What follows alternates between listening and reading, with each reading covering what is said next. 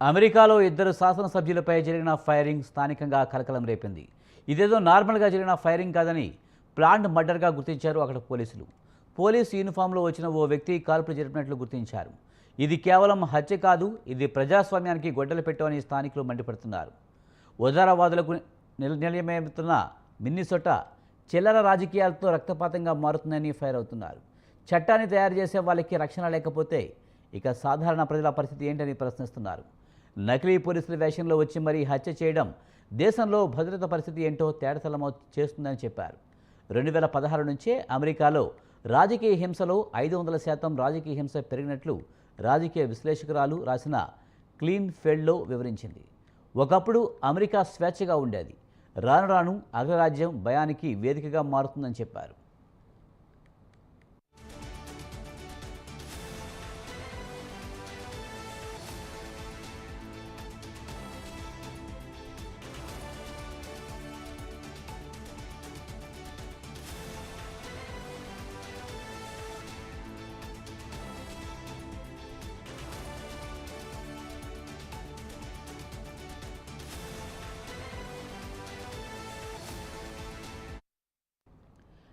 అమెరికాలో ఇద్దరు శాసనసభ్యులపై జరిగిన ఫైరింగ్ స్థానికంగా కలకలం రేపింది. ఇదేదో నార్మల్గా జరిగిన ఫైరింగ్ కాదని ప్లాన్డ్ మర్డర్గా గుర్తించారు అక్కడి పోలీసులు. పోలీసు యూనిఫామ్లో వచ్చిన ఓ వ్యక్తి కాల్పులు జరిపినట్లు గుర్తించారు.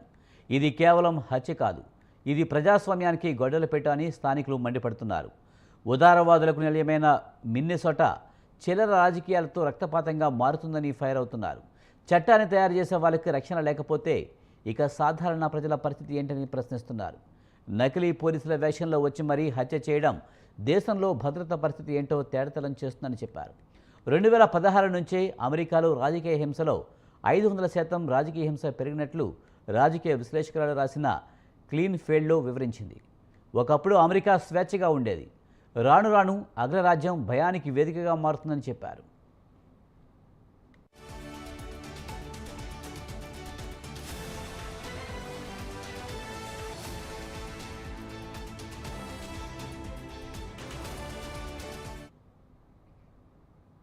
బులెటిన్లో షార్ట్ బ్రేక్ తీసుకుందాం.